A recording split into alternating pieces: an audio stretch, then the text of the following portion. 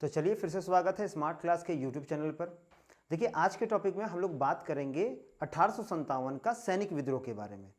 Generally ये विद्रोह जो है एक ऐसा विद्रोह था जहां पर पहली बार अंग्रेजों को ये पता चल गया कि भारतीय जो क्रांतिकारी हैं और भारतीय जो लोग हैं वो अब अंग्रेजों की गुलामी से या उनके द्वारा किए गए कुकर्मों का जो बोझ है वो झेल नहीं पाएंगे।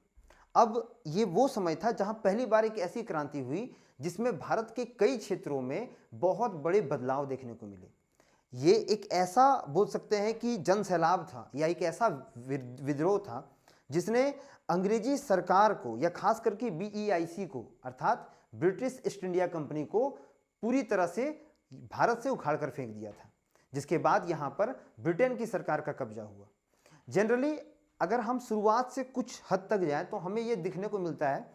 जनरली मैंने इससे 2 साल पहले भी एक वीडियो बनाया था जिसमें मैंने 1857 के विद्रोह के बारे में बताया था, लेकिन ये वीडियो जो होगा उससे भी ज़्यादा अच्छा और उससे भी ज़्यादा डिटेल्स में आपको जानकारियाँ देगी।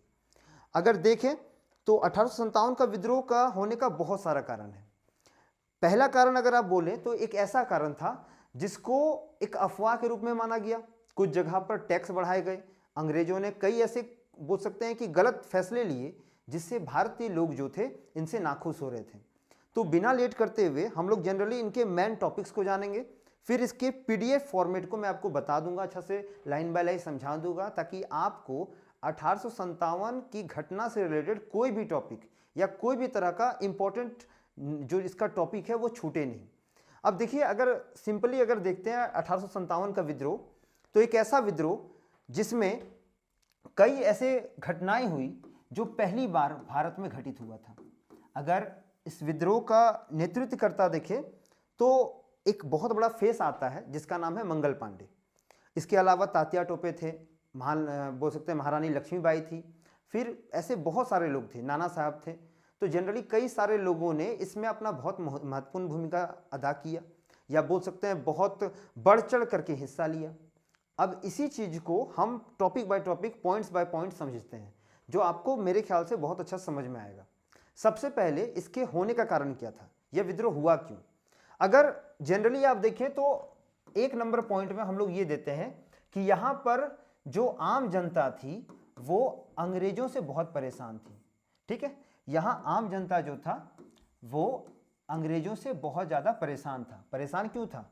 परेशान इसलिए था क्योंकि अंग्रेजों ने टैक्स जो था ना ये बहुत ज़्यादा बढ़ा दिया था। अंग्रेजों ने लगातार हर तरह के व्यापार पर, चाहे वो किसी भी व्यापार हो, उसमें अंग्रेजों ने टैक्स लेना शुरू कर दिया और टैक्स भी जो था बहुत ज़्यादा बढ़ने लगा।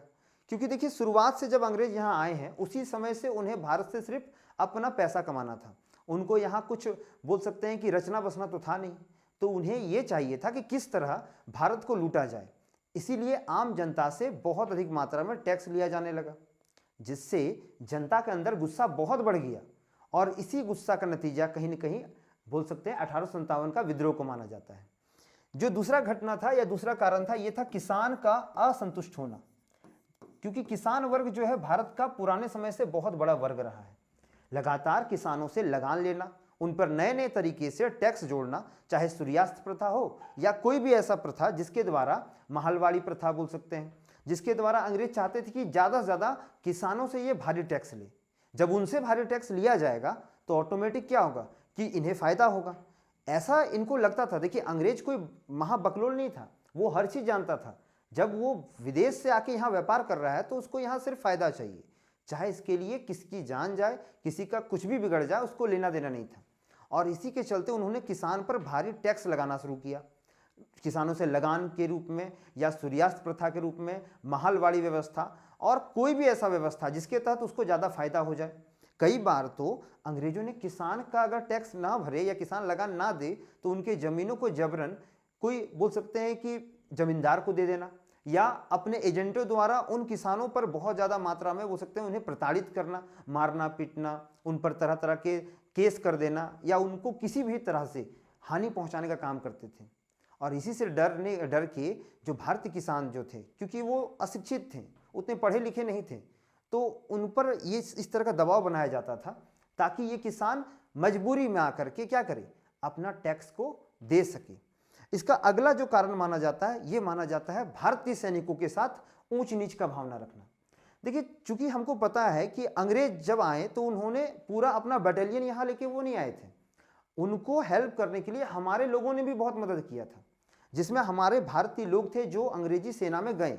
और उस समय जो था, उस समय का जो सिस्टम था, अगर जनरली देखें तो उस समय भारत में, या बोल सकते हैं ब्रिटिश गवर्नमेंट में, अंग्रेज जो थे वो भारतीय सैनिकों के साथ 3:1 या फिर 5:1 के लेवल में रहते थे। मतलब हर 5 व्यक्ति में, ठीक है, हर 5 अंग्रेज भारतीय में एक अंग्रेज रहेगा, यानी हर 5 भारतीय सैनिक में एक अंग्रेज रहेगा। और इसी के कारण कहीं न कहीं इन लोगों के साथ, यानी भारतीय लोगों के साथ, भारतीय सैनिकों के साथ बहुत भेदभाव होता था। अब भेदभाव किस प्रकार का होगा वो भी जानना चाहिए। भेदभाव ऐसा होता था कि भारतीय सैनिकों को ऊंचा पोस्ट नहीं दिया जाता था, उनके साथ लगातार भेदभाव इसीलिए किया जाता था। इसके अलावा क्या था कि जो भारतीय सैनिक होते थे उन्हें प्रायः कम पैसे, या फिर बोल सकते हैं कि ऐसे जगहों पर पोस्टिंग दिया जाता था जहां पर जनरली बोल सकते हैं कि पानी तक नसीब नहीं हो, बहुत ही विहड़ जगहों पर उन्हें रखा जाता था। आपने केसरिया फिल्म देखा होगा जो अक्षय कुमार का है, उसमें ये चीज़ को दिखाया गया है कि हमारे भारतीय सैनिकों को कितने सूखे इलाकों में या कितने विहड़ इलाकों में रखा जाता था। तो कहीं न कहीं भारतीय लोगों के साथ और भारतीय सैनिकों के साथ बहुत गलत किया जाता था। इसके अलावा क्या था कि जो भारतीय लोगों को जो पद होता था, जो ऊंचा पद मिलना चाहिए, वो प्रमोशन नहीं होता था। अंग्रेज के लोग जो थे उन्हें भारी प्रमोशन मिल जाता था, लेकिन भारतीय सैनिकों को ऐसा कोई प्रमोशन का कोई प्रावधान था ही नहीं। इसके अलावा जो हिंदू मुस्लिम जो सैनिक होते थे उनके साथ धार्मिक भेदभाव भी किया जाता था। जो भारतीय सैनिक होते थे उनको सीधा कह दिया जाता था कि आप ना तो गले में कोई तरह का बोल सकते हैं कि कंठी माला रख सकते हैं, ना तिलक लगा सकते हैं, ना ही आप किसी भी प्रकार का बोल सकते हैं कि ऐसा कान में कुंडल जो होता है ये सब नहीं पहन सकते हैं। क्योंकि भारतीय लोगों का ये प्रचलन था, हमारी संस्कृति थी कि पहले जो सनातन धर्म के लोग होते थे, जो हिंदू धर्म के लोग होते थे, वो क्या करते थे, तिलक लगाते थे, गले में फिर बोल सकते हैं कंठी माला रखते थे, या फिर वो बोल सकते हैं कि कुछ हाथ में कड़ा रखते थे। इन चीज़ों का सख्त मनाही था। वही मुस्लिम जो सैनिक होते थे ब्रिटिश का, उनको खास करके दाढ़ी रखना सख्त मना था। पूरा तरह से क्लीन सेव रखा जाता था कि आप दाढ़ी नहीं रख सकते हैं, आप अपना जो ये है इसको आगे बोल सकते हैं कि नहीं बढ़ा सकते हैं, और कई तरह की बंदिश लगाई गई थी। तो इन बंदिशों से क्या हुआ, सेना के अंदर भी क्या था, बहुत बौखलाहट था। इसके अलावा क्या था, इसके अलावा एक और टॉपिक था जिसमें अंग्रेजों ने क्या किया, हमारे साथ राज्य हड़प नीति की व्यवस्था चालू की। राज्य हड़प नीति, अब ये राज्य हड़प नीति क्या था, देखिए राज्य हड़प नीति जो था इसको लाया था डलहौजी ने, लॉर्ड डलहौजी बोल सकते हैं। अब डलहौजी ने इसको इसलिए लाया क्योंकि उसको भारत में अपना क्षेत्र बढ़ाना था, BEIC का पावर को और दोगुना करना था।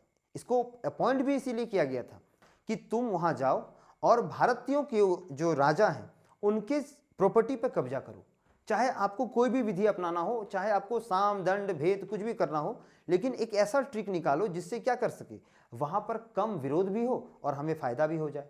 बस जो गलत काम तुम करोगे उसका जिम्मेदारी पूरा उन पे डाल दो।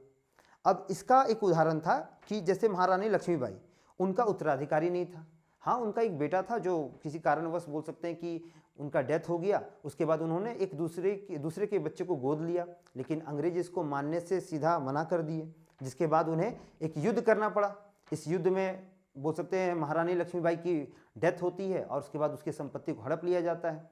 तो जनरली इस तरह की बोल सकते हैं राज्य हड़प नीति को लाया गया, और राज्य हड़प नीति में बहुत भारी मात्रा में अंग्रेजों ने भारतीय राजाओं के जो ये प्रॉपर्टी थे उन पर कब्जा किया। इसके अलावा एक और कारण था, और ये कारण था सहयोग की संधि। अब ये सहयोग की संधि क्या था, ठीक है, सहयोग की संधि जनरली हम बोलेंगे तो एक ऐसा संधि जिसमें अंग्रेजों ने भारतीय राजाओं को यह विश्वास दिलाया कि आपकी सुरक्षा हम करेंगे अगर कोई भी बाहरी राजा आप पर अटैक करेगा तो। सिंपली रूप से उन्होंने यह भरोसा दिलाया भारतीय राजाओं को कि अगर बाहर का कोई भी राजा आपके ऊपर अगर अटैक करेगा तो हम अपनी सेना के द्वारा आपकी क्या करेंगे, रक्षा करेंगे। अब इस चीज़ से बहुत सारे राजा जो थे खुश भी थे कि चलो ब्रिटिश हमारे साथ हैं, और ब्रिटिश ने यहाँ एक शर्त भी दिया। शर्त ये था कि जब हम आपकी रक्षा करेंगे उससे पहले, यानी कि अगर आप इस संधि में हस्ताक्षर करते हैं तो आपके जितने भी सैनिक हैं उनको हम हटा देंगे और अपने सैनिकों को आपकी सुरक्षा के लिए लगाएंगे। मतलब कि यहाँ पर BEIC का सैनिक राजा की सुरक्षा करेगा। अगर सोच लीजिए कि बाय द वे ऐसा हो जाए कि भारत के किसी राजा ने इस संधि पर हस्ताक्षर किया, अच्छा इस संधि को वेलेजली ने लाया था, इस संधि को लाने वाले थे वेलेजली, ठीक है, वेलेजली, इस संधि को लाने वाले कौन थे, वेलेजली, लॉर्ड वेलेजली। अब इस संधि का देखिए क्या दिक्कत था वो बताते हैं।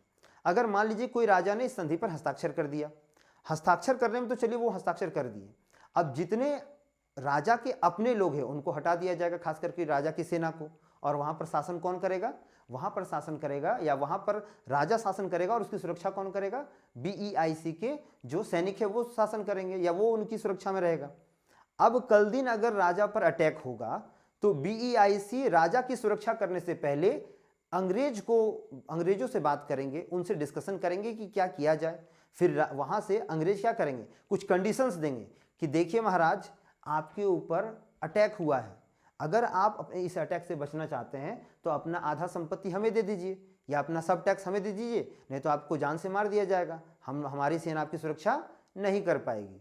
अब इस तरह के षड्यंत्र को हमारे राजा लोग भांप नहीं पाए या समझ नहीं पाए, जिसका रिएक्शन ये हुआ कि कई राजाओं ने इस संधि में हस्ताक्षर किए और हस्ताक्षर करने के कुछ ही समय बाद फूट डालो और राज करो की नीति ने अंग्रेजों को उन संपत्ति पे अधिकार करने का सुनहरा मौका दे दिया और कई राजा जो थे वो मजबूरन अंग्रेजों को इन संपत्ति को दान में दे दिए या बोल सकते हैं कि जबरन उनके हाथों में थमा दिया।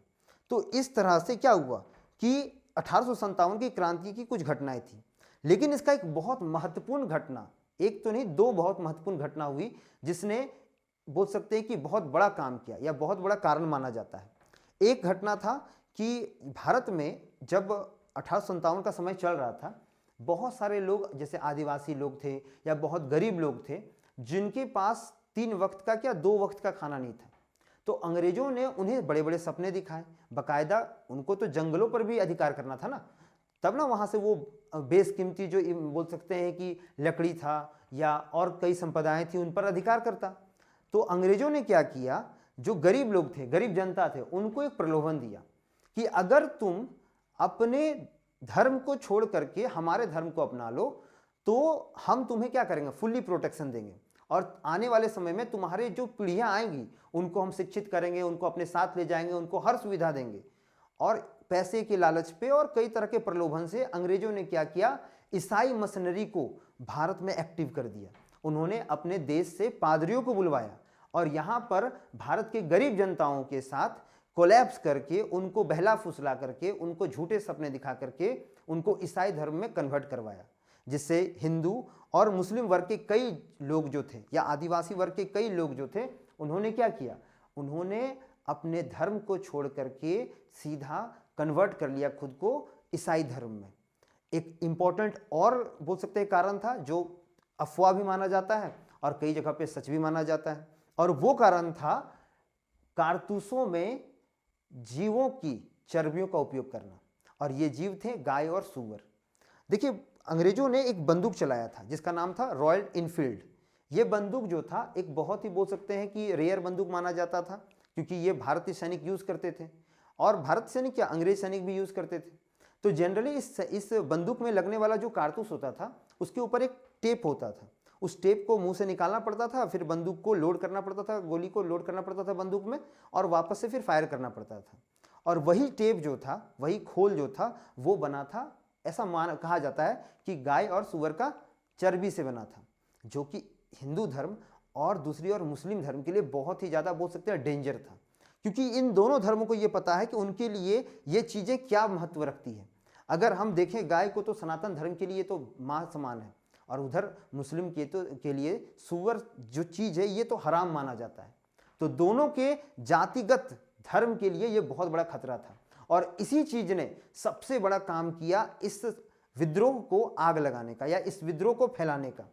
अब देखिए सिचुएशन ये था कि ये जो विद्रोह हुआ, इस विद्रोह से बहुत ज़्यादा विनाश भी हुआ, बहुत ज़्यादा मात्रा में लोग मारे गए, लेकिन एक और अंग्रेजों को भी बहुत बड़ा धक्का लगा था।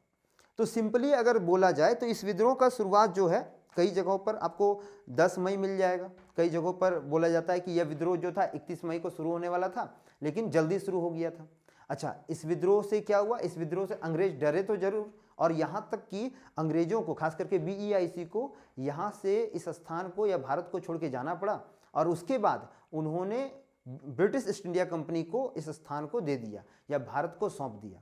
अब जनरली हम लोग नोट्स से जानते हैं कि क्या क्या घटनाएं हुई और इसमें क्या क्या दांवपेच आया था। चलिए अब अगर हम नोट्स में जाएं तो नोट्स में देखिए हमें क्या क्या मिलता है वो देखते हैं। शुरुआत से देखते हैं तो ये है 1857 के विद्रोह को। देखिए मैंने जितने भी टॉपिक्स बताए हैं और जितने भी टॉपिक्स इसमें ऐड किया है वो सब आपके एग्जाम से रिलेटेड है, तो हर चीज़ को आप बहुत अच्छा से समझेंगे, और जितना भी चीज़ आपको बताया जाएगा उन चीज़ों का ख्याल रखिएगा कि कहीं भी किसी चीज़ को आप एवं ही नहीं जाने दें, मतलब कि उसको नज़रअंदाज मत करें। वो बहुत इंपॉर्टेंट टॉपिक है और बहुत ही इंपॉर्टेंट चीज़ों को मैंने इसमें बताया है। तो ये था 1857 का रेवोल्यूशन का शुरुआत से हम लोग नोट्स पढ़ना शुरू कर रहे हैं। तो अब ध्यान से सुनिएगा, आंख बंद हो तो बाबू आंख में पानी डाल लीजिए, मेहनत करिए, आगे बढ़ना आपका काम है। तैयारी करवाने वाले हजारों लोग हैं लेकिन तैयार कुछ ही लोग होते हैं, तो इसका पूरा ध्यान दीजिए कि आप तैयार होने के लिए आए हैं, ना कि हमारी चीज़ों पर निसंदेह संकोच करने के लिए। कि आपको कुछ बनना है तो ही इसमें आइएगा, वरना नहीं बनना है तो आराम से फ़ोन काटिए, आंख बंद करिए और सो जाइए, क्योंकि आपके जैसे आने वाले समय में बहुत मजदूर देखने को मिलेंगे जो 200 रुपया 300 रुपया में पर डे काम करेंगे। और अगर अपने सपनों को पूरा करना है तो आराम से समझिए, एक एक चीज़ को मैंने बहुत मेहनत करके आपके लिए ये टॉपिक तैयार किया है। चलिए तो मैं शुरुआत करता हूँ।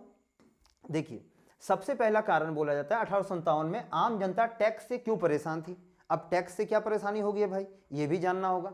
बोलता है भारी लगान लिया जा रहा था, ब्रिटिश सरकार ने किसानों पर बहुत ज्यादा लगान लगाया, अगर फसल खराब हो जाए तब भी उन्हें टैक्स देना पड़ता था। अगर किसानों का कोई साल ऐसा हुआ कि पानी नहीं हुआ या फिर बोल सकते हैं बारिश अच्छा से नहीं हुआ, मानसून अच्छा से नहीं आया, उसके बाद भी टैक्स लगाया जाता था और इससे किसान कर्ज में डूबते चले गए। देखिए कोई किसान क्या करेगा, मान लीजिए उसको टैक्स भरना ही है, अब अगर टैक्स के लिए उसके पास लगान के लिए पैसा नहीं है, उनके पास बोल सकते हैं कि अच्छा खेती नहीं हुआ है, अनाज होगा तो ही ना बेचेगा। अगर अनाज ही नहीं है तो उसको लास्ट में तो कर्ज लेना पड़ेगा, क्योंकि कर्ज किसको देना है, वो पैसा जो वो उसको पेमेंट करना है किसको करना है, अंग्रेजों को करना है। और ये कर्ज ले लेकर साहूकारों से, जमींदारों से कर्ज ले लेकर अपनी जमीन को नीलाम कर दिए या जमीन को खो बैठे। कौन खो बैठे? भारतीय गरीब किसान। कब खो बैठे थे? 1857 में। दूसरा कारण जमींदारी प्रथा का फायदा उठाना। देखिए जमींदारी प्रथा बहुत ही घटिया प्रथा थी, क्योंकि इसमें कई किसान जो थे वो अपनी जमीनों को ऐवे ही खो गए थे, मतलब उनका कोई रोल ही नहीं था। उन्होंने अपना जमीन में, मतलब उनका एक तरह से अपना जमीन होने के बाद अपने जमीन में बंधुआ मजदूरी करना पड़ता था। इतना गंदा बोल सकते हैं ये व्यवस्था था। अंग्रेजों ने जमींदारों को टैक्स वसूल करने का अधिकार दे दिया। अंग्रेजों ने क्या किया, जो जमींदार थे, जो जिनके पास ऐशो आराम की जिंदगी थी, जो पुराने समय में ही जो बोलते थे दलित लोग होता था ना, उनके साथ उत्पीड़न करते थे, अंग्रेजों ने उन्हें देखा कि वो ताकतवर है, तो उनके ताकतवर होने के कारण अंग्रेजों ने क्या कहा कि जमींदार लोगों को यह अधिकार दिया जाना चाहिए कि अब वो टैक्स हमारे लिए वसूल करेंगे। तो अंग्रेजों ने पूरा पावर किसको दे दिया था? जमींदार वर्ग को दे दिया था। ये जमींदार गरीब किसानों से जबरदस्ती वसूल करते थे, क्या? टैक्स वसूल करते थे, और कई बार जमीन भी छीन लेते थे। अगर कोई किसान टैक्स देने में मान लीजिए कि वो नहीं है, सक्षम नहीं है, तो उनके जमीन को भी क्या करते थे? छीन लिया जाता था। तीसरा कारण है कि हस्तशिल्प और कारीगरों पर टैक्स लगाया गया। जो लोग हथकरघा, बुनाई, कुम्हार या अन्य शिल्प करते थे उनसे भी टैक्स वसूला जाता था। ब्रिटिश माल को बढ़ावा देने के लिए भारतीय कारीगरों को कमजोर किया गया। देखिए भारत का जो सामान बनता था उस समय में वो बहुत ही प्योर होता था और उन सामानों की क्वालिटी बहुत अच्छी होती थी। अंग्रेजों ने इस चीज को देखा कि अगर भारत की क्वालिटी इतनी अच्छी रहेगी और भारतीय के सामान ज्यादा बिकेंगे तो हमारा तो हानि हो जाएगा। तो इसलिए अंग्रेजों ने क्या किया, भारतीय बुनकरों पे ज्यादा टैक्स लगा दिया। अब ज्यादा टैक्स लगेगा कोई चीज में तो ऑटोमेटिक उस सामान का दाम बढ़ेगा ही, और जब उस सामान का दाम बढ़ेगा तो उसके खरीदार घटेंगे या नहीं घटेंगे? श्योरली है कि घट जाएगा। जैसे आज देखिए अमेरिका ने टैरिफ लगा दिया है। आज अमेरिका ने 126% टैक्स टैरिफ जो है वो लगा दिया चाइना पर। मतलब चाइना का सामान अब अमेरिका जो है वो नहीं खरीदेगा। भारत पे भी 26% का टैरिफ लगा हुआ है। तो टैरिफ लगने से क्या होता है कि किसी भी देश का जो व्यापार का जो सीढ़ी होता है वो पूरी तरह तहस नहस हो जाता है, क्योंकि वहां पर अब कोई उस देश का व्यापारी नहीं आएगा, क्योंकि उसको ज़्यादा टैरिफ भरना पड़ेगा। तो इसी तरह अंग्रेजों ने क्या किया, अंग्रेजों ने भारतीय जो बुनकर होते थे, जो अपने सामान को कम दामों में बेचते थे या जो सामान को अपने ही देश में रेडी करते थे, उन किसानों पर या उन बुनकरों पर, खास करके उन बुनकरों पर बहुत भारी टैक्स लगा दिया। अब वो अपने सामान को जब बेचने जाएंगे तो उन्हें क्या मिलेगा, उन्हें ज़्यादा दाम पे बेचना पड़ेगा, तब ना ये टैक्स भरेंगे। तो ऐसा स्थिति हो गया। इसके बाद चौथा कारण क्या बोलता है, धार्मिक और सामाजिक कर। कई जगहों पर मंदिरों, तीर्थ स्थलों और धार्मिक आयोजनों पर भी टैक्स लगाया गया, जिससे आम लोग को धार्मिक भावनाएं आहत हुई। जिस तरह से एक समय मुगलों के समय में जजिया कर लिया जाता था, उसी तरह अंग्रेजों ने क्या किया, अब मंदिरों पर, मस्जिदों पर, यहां तक कि गुरुद्वारों पर, तीर्थ स्थलों पर और कई धार्मिक आयोजन पर, जैसे कि अगर कोई व्यक्ति मान लीजिए कोई जागरण कर रहा है तो उसके लिए भी अंग्रेजों को टैक्स देना होगा, सिक्योरिटी टैक्स। कोई व्यक्ति मान लीजिए तीर्थ यात्रा करने जा रहा है कि वो जाएगा, मान लीजिए कि वो केदारनाथ जाएगा यात्रा करने, या कोई आपका जाकर वैष्णो देवी जाएगा तो वहां भी टैक्स भरना पड़ेगा। तो इस तरह का जो टैक्स लग रहा था, इससे भारतीय लोग बहुत ज्यादा नाखुश थे। इसके अलावा क्या था, कोई राहत नहीं थी। किसमें राहत नहीं थी, टैक्स में कोई राहत नहीं था। बोलता है अगर कोई टैक्स नहीं दे पाता तो उसकी संपत्ति जब्त कर ली जाती थी। गरीब जनता के पास ना मदद थी ना कोई सहारा था। मतलब गरीब जनता के पास कोई सहारा नहीं था, ना कोई मदद था। लास्ट में या तो वो मर जाओ तुम, या फिर तुम अपना जमीन जायदाद बेचो और अंग्रेजों का पेट भरो। ऐसी कारणें थी जिसके कारण 1857 का विद्रोह हुआ। अब देखिए जनता क्यों परेशान थी, ये तो हम लोग जान गए। इसके बाद बोलता है भारतीय सिपाहियों के साथ हो रहा था भेदभाव। अब अगर आप फोटो में देखें तो एक और जो है हमारे भारतीय सैनिक हैं जो ब्रिटिश के लिए काम करते हैं, और एक और ये चट्टा सब अंग्रेज है जो हम लोगों पर हंसता था, हमें प्रताड़ित करता था या हमारा मजाक बनाता था। क्यों? क्योंकि इनको बहुत कम समय में अच्छा पोस्ट मिल जाता था और हमें अच्छे पोस्ट के लिए सिर्फ और सिर्फ ललचाया जाता था। उस समय ऐसा कुछ होता था। जनरली बोला जा रहा है कि भारतीय सिपाहियों के साथ हो रहा था भेदभाव। क्या भेदभाव था? वेतन में भेदभाव हो रहा था। लगातार वेतन में क्या होता था? भेदभाव होता था। भारतीय सिपाहियों को बहुत कम वेतन दिया जाता था, जबकि उसी रैंक के अंग्रेज सिपाहियों को ज्यादा तनख्वाह दी जाती थी। मतलब अंग्रेज का कोई ब्रिटिशर है, वो एक वही पोस्ट पे जो पोस्ट पे हमारे सैनिक है या हमारे भारतीय सैनिक हैं, लेकिन दोनों का रैंक में बदलाव भी होता था। और बोल सकते हैं कि उनको जो ब्रिटिश था, जो ये गोरे लोग थे, वो अपने सैनिकों को ज़्यादा पैसा देते थे और हमारे सैनिकों को बहुत कम पैसा देते थे। ये भेदभाव था। इसके बाद पदोन्नति में भेदभाव था। No promotion. भारतीय सैनिकों को कोई प्रमोशन नहीं मिलता है। आज भी देखिएगा तो जो लोग पुलिस में हैं उनको एक समय बाद प्रमोशन दिया जाता है, लेकिन भारतीय सैनिकों के साथ कोई प्रमोशन का कोई सीन ही नहीं था उस समय में। जनरली बोला जाता है कि भारतीय सैनिकों को उच्च पद यानी ऑफिसर रैंक पर नहीं पहुंचने दिया जाता था। केवल अंग्रेज अफसर ही बड़े पदों पर होते थे। चाहे भारतीय सिपाही कितने भी काबिल क्यों ना हो, उन्हें हमेशा दुर्छा नजर से देखा जाता था कि ये इंडियन है, ये एक ब्लैक सोयल व्यक्ति है, इसको नीचे रखो, अगर ये ऊपर आएगा तो ये कल दिन हमारे लिए डेंजरस होगा। ये अंग्रेजों का मानना था। अगर आप याद करेंगे तो एक फिल्म आया था RRR, जिसको RRR बोलते हैं। तो इसमें जो हीरो था देखिएगा वो ब्रिटिश का उच्च अधिकारी तक बन गया था, और जब वो उच्च अधिकारी बना तो उसने क्या किया, भारतीयों का सपोर्ट किया। क्रांतिकारियों को असला बारूद का बोल सकते हैं जखीरा जो था वो मुहैया करवाया था। अगला देखिए क्या बोलता है, अगला कारण बताता है खान पान और धार्मिक स्वतंत्रता में दखल दिया गया। सैनिकों को ऐसी चीजें खाने को दी जाती थी जो उनके धर्म के खिलाफ थी। ये बहुत बड़ा कारण माना जाता है कि हमारे सैनिकों को ऐसा चीज दिया जाता था जो हमारे धर्म के खिलाफ माना जाता है। कहा जाता है, कई जगह पे अफवाह बोल लीजिए या रियलिटी है, लेकिन बहुत जगह पे ये माना जाता है कि अंग्रेज सुअर के हड्डियों को आटों में मिला के देते थे और उस तरह से हमारा धर्म भ्रष्ट करने का प्रयास किया जाता था। ये अंग्रेजों का कुकर्म था जो हमें दिखाया गया था या जो हमें बताया जाता था। बोलता था जैसे गाय या सुअर की चर्बी वाले कारतूस या खाना जिसमें उनके धर्म की मर्यादा ना हो। कई बार धार्मिक रीति रिवाजों का मजाक भी उड़ाया जाता था। हमारे धार्मिक रीति रिवाजों का भी मजाक उड़ाया जाता था। हमारे जो मुस्लिम भाई होते थे वो जो दाढ़ी रखते थे, उनके दाढ़ियों को पकड़ के भी क्या करते थे, अंग्रेज हमारी बेइज्जती करते थे। हमारे जो हिंदू लोग होते थे जो टीका लगाता था, उनके साथ भी ये बहुत ज़्यादा रैगिंग करते थे। तो इस तरह का भेदभाव हमारे साथ होता था। इसके बाद समुद्र पर भेजे जाने वाले का दबाव। हमारे लोगों के उस समय में ये कहावत था कि अगर कोई भी व्यक्ति या कोई भी भारतीय समुद्र पार करता है, यानी पानी पार करता है, पानी को क्रॉस करता है, दैट मीन्स कि जैसे समुद्र हो गया, तो उनको क्रॉस करने वाले व्यक्ति जो है अशुद्ध माने जाते थे। तो अंग्रेज ये धार्मिक चीज़ों पर भी क्या करते थे, रोक लगाते थे। यहाँ लिखा गया है साफ तौर पे कि हिंदू सिपाहियों में मान्यता थी कि समुद्र पार करना धर्म के खिलाफ है। उस समय हिंदू सिपाहियों में ये मानना था कि समुद्र पार करना सख्त धर्म के खिलाफ है, क्योंकि देखिए जब आप दूसरे देश जाते हैं तो वहाँ की कल्चर को अपना लेते हैं, आप वहाँ की खान पान, वहाँ की संस्कृति ले लेते हैं, और इसी कारण अपना धर्म को हम लोग क्या करते हैं, भ्रष्ट कर लेते हैं। तो कहीं न कहीं हम लोग ये भी बोल सकते हैं कि हिंदू सिपाहियों में मान्यता थी कि समुद्र पार करना क्या है, धर्म के खिलाफ है। इसके अलावा अंग्रेज सैनिकों को बाहर भेजने लगे, ठीक है। इसी का फायदा उठा के अंग्रेजों ने क्या किया, हमारे सैनिकों को बाहर टापुओं में या फिर दूसरे देश में भेजने लगे। भारतीय सिपाही इसका विरोध करने लगे, लेकिन उनकी बात नहीं सुनी गई। जब भारतीय सिपाहियों ने इसका विरोध किया तो उनकी बातों को नहीं सुना गया। सामाजिक और नस्ली भेदभाव हुआ। अंग्रेज अफसर भारतीय सिपाहियों को हीन मतलब नीची सोच वाले मानते थे, और क्या करते थे, उनके साथ बात करते वक्त कठोर भाषा का प्रयोग करते थे और उन्हें अपमानित करते थे। सिपाहियों को आमतौर पर घटिया सामान दिया जाता था, जैसे कि खराब जूते, कपड़े, हथियार वगैरह। बोलता है भारतीय सैनिकों के साथ क्या था, आमतौर पर बहुत घटिया सामान दिया जाता था हमारे सैनिकों को।